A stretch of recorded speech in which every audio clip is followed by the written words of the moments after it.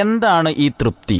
കുടുംബത്തിൽ തൃപ്തിയോടുകൂടി ജീവിക്കുക, തൃപ്തി ഉണ്ടാക്കുക എന്നൊക്കെ പറയുമ്പോൾ എന്താണ് ആ തൃപ്തി എന്നതുകൊണ്ട് ഉദ്ദേശിക്കുന്നത്? കുടുംബത്തിൽ ഉണ്ടാകുന്ന തൃപ്തി എന്നതുകൊണ്ട് ഉദ്ദേശിക്കുന്നത് എന്താണ്?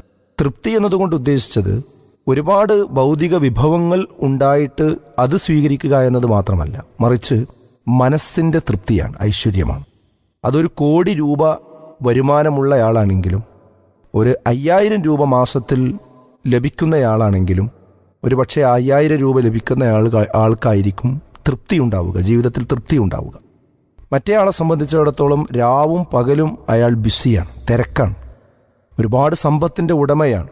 പക്ഷേ സ്വന്തം വീട്ടിൽ പണിതുയർത്തിയ വീട്ടിലൊന്നു കിടന്നുറങ്ങാൻ പോലും അദ്ദേഹത്തിന് സമയം ലഭിക്കുന്നില്ല. തൻ്റെ ഭാര്യയോടൊന്ന് സംസാരിക്കാൻ അയാൾക്ക് നേരം കിട്ടുന്നില്ല. കുട്ടികളെ ഒന്ന് താലോലിക്കുവാൻ അയാൾക്ക് ഒരിക്കലും സാധിക്കുന്നില്ല. നാളെയാകാം മറ്റന്നാളാകാം എന്ന് വിചാരിക്കുക എന്നതല്ലാതെ എന്നും ഈ തിരക്ക് തന്നെയാണ്. അപ്പോൾ സമ്പത്തിൻ്റെ ആധിക്യമുണ്ടായതുകൊണ്ട് ജീവിതത്തിൻ്റെ ഒരു തൃപ്തിയും ജീവിക്കുന്നതിൻ്റെ ഒരു സുഖമതയും യഥാർത്ഥത്തിൽ പല ആളുകൾക്കും ലഭിക്കുന്നില്ല എന്നത് തന്നെയാണ്. ഇത് കൂടുതൽ ബോധ്യപ്പെട്ട ഒരു സംഭവം ഈ അടുത്തുണ്ടായി. ഞാനും എൻ്റെ ഒരു സുഹൃത്തും ഒരു പ്രോഗ്രാം കഴിഞ്ഞ് നാട്ടിലേക്ക് തിരിച്ചു വരുന്ന വേളയിൽ രാത്രി അല്പം വൈകിയിരുന്നു.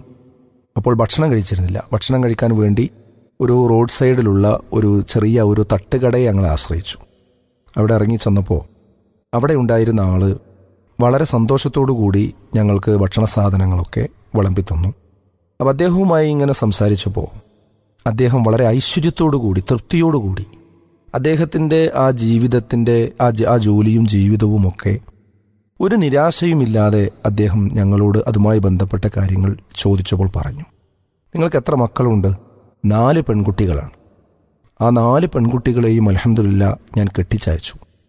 4 നല്ല മതബോധമുള്ളവരായിരുന്നു. ഞാൻ അവരെ ഒരുപാട് ക്ലാസ് ഉയരത്തിൽ പഠിപ്പിച്ചിട്ടുണ്ട്.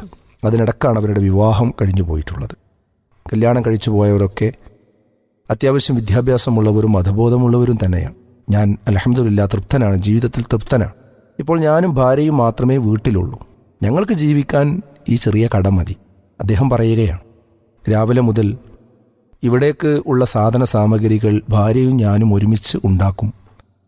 അങ്ങനെ അത് പൂർത്തിയായി കഴിഞ്ഞാൽ ഏകദേശം ഒരു 4 മണിയോടുകൂടി ഞാനിവിടെ കൊണ്ടുവരും. അപ്പോൾ ഞങ്ങൾ ചോദിച്ചു, നിങ്ങൾ ഏകദേശം എത്ര രൂപയ്ക്ക് ഒരു ദിവസം സാധനങ്ങൾ ഉണ്ടാക്കും? അദ്ദേഹം പറഞ്ഞൊരു 4000-4500 രൂപയുടെ സാധനങ്ങളാണ് ഞാനൊരു ദിവസം ഉണ്ടാക്കുക. അത് രാത്രി ഇവിടെ കൊണ്ടുവന്ന് ഒരു 12-1 മണി വരെ ഇവിടെ കച്ചവടം നടത്തി കഴിഞ്ഞാൽ ഒരു 6000-6200 രൂപയ്ക്ക് ഞാനത് വിൽക്കും. ഒരു 1000-1500 രൂപയോ എനിക്ക് കിട്ടും. എൻ്റെ ഒരു സഹായിയുണ്ട്, അവന് ഒരു 500 രൂപ കൊടുക്കും, ബാക്കി ഞാനെടുക്കും. അദ്ദേഹം ഇത് പറയുമ്പോൾ ഒരു നിരാശയുമില്ല, വളരെ സംതൃപ്തനായിക്കൊണ്ടാണ് അദ്ദേഹം സംസാരിക്കുന്നത്. കൂട്ടത്തിൽ അദ്ദേഹം പറഞ്ഞു, ഇപ്പോൾ മഴക്കാലമാണ്, ചില ദിവസം ശക്തമായ മഴ പെയ്താൽ അന്ന് ഇവിടെയൊക്കെ ആകെ വെള്ളമായിരിക്കും. എൻ്റെ ഈ ഉന്തുവണ്ടിയുടെ ചുവട്ടിലൊക്കെ ചളിവെള്ളമായിരിക്കും. അതുകൊണ്ട് ആളുകളൊന്നും ഇവിടെ വന്നിരിക്കാൻ ഇഷ്ടപ്പെടില്ല. അന്ന് ഉണ്ടാക്കിയ സാധനങ്ങളൊക്കെ തിരിച്ചു കൊണ്ടുപോകേണ്ടി വരും, പലതും നശിച്ചു പോകും. അപ്പോൾ നഷ്ടം വരും. പക്ഷെ നഷ്ടം വരുമെന്ന് പറയുമ്പോഴും അദ്ദേഹത്തിൻ്റെ മനസ്സ്, അദ്ദേഹത്തിൻ്റെ മുഖം, ഒരു നിരാശയും ഞങ്ങൾ കണ്ടില്ല. ഇവിടെ നമ്മൾ കാണുന്നത് സമ്പത്തിൻ്റെ ആധിക്യമല്ല. എല്ലാ ദിവസവും തനിക്ക് അന്നന്നൊക്കെയുള്ള ആഹാരത്തിനുള്ള വക അദ്ദേഹം കണ്ടെത്തുന്നു. അത് സ്വീകരിച്ചുകൊണ്ട് അദ്ദേഹം സ്വസ്ഥമായി ജീവിക്കുന്നു. അതിൽ ഐശ്വര്യമുണ്ടാകുന്നു. സഹോദരങ്ങളെ, ഇങ്ങനെ 2 മക്കളും 3 മക്കളുമുള്ള ആളുകൾ തന്നെയല്ലേ കോടികളുടെ തിരിമറികൾ നടത്തി. ആ കോടികളുടെ തിരിമറികൾ നടത്തുന്നതിനിടയിൽ ഒരുപാട് സുഖാഡംബരങ്ങളുടെ പിന്നാലെ പോയി തൻ്റെ 2 മക്കൾക്കും ഭാര്യയ്ക്കും തനിക്കും കിടന്നുറങ്ങാൻ വേണ്ടി 10ഉം 20ഉം 25 റൂമുള്ള വലിയ വിശാലമായ വീടുകളുണ്ടാക്കി.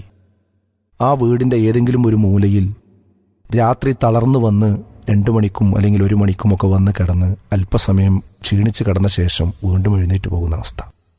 ഈ വീട്ടിലൊന്ന് കിടക്കാനും ആ വീട്ടിലൊരു വിശ്രമിക്കുവാനുമുള്ള സമയം പോലും ഇവർക്ക് കിട്ടാതെ, കിട്ടുന്ന വരുമാനത്തിൻ്റെ അപ്പുറത്തേക്ക് പോയിക്കൊണ്ട് യാതൊരു സ്വസ്ഥതയുമില്ലാതെ ജീവിക്കുന്ന എത്ര ആളുകളുണ്ട്.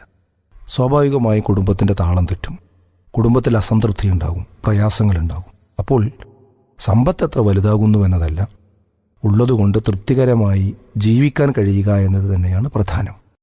പീസ് റേഡിയോ സ്നേഹക്കൂട് പരിപാടിയിൽ നിന്നുള്ള പ്രസക്ത ഭാഗങ്ങളാണ് നിങ്ങൾ ഇപ്പോൾ കേട്ടത്. ജീവിതത്തിൽ പ്രയാസങ്ങളും സങ്കടങ്ങളും ഉണ്ടാകാത്ത ഒരാളുമുണ്ടാവാനിടയില്ല. എന്നാൽ സങ്കടങ്ങൾ പങ്കുവെക്കാനും പരിഹാരം നിർദ്ദേശിക്കാനും ആരെങ്കിലുമുണ്ടെങ്കിൽ എന്തൊരാശ്വാസമായിരിക്കും. നമ്മേക്കാൾ കൂടുതൽ കഷ്ടപ്പെടുന്നവർ ഉണ്ടെന്നറിയുമ്പോൾ നമ്മുടെ വിഷമങ്ങൾ പലതും നിസ്സാരമായും തോന്നാം. സങ്കടങ്ങൾ പങ്കുവെക്കപ്പെടുമ്പോഴേ പാതി വിഷമം പരിഹരിക്കപ്പെട്ടുവെന്ന ആശ്വാസം വന്നുചേരും. പക്ഷേ അതിന് പറ്റിയ ഒരത്താണി കിട്ടുന്നില്ല എന്നതായിരിക്കും നിങ്ങളുടെ പ്രശ്നം. വിഷമിക്കേണ്ട, പീസ് റേഡിയോ നിങ്ങൾക്കൊപ്പമുണ്ട്. ഗൂഗിൾ പ്ലേ സ്റ്റോറിൽ നിന്നും പീസ് റേഡിയോ ആപ്പ് ഡൗൺലോഡ് ചെയ്യൂ. ഫീഡ്ബാക്ക് ഓപ്ഷൻ വഴി കമന്റ് ചെയ്യൂ.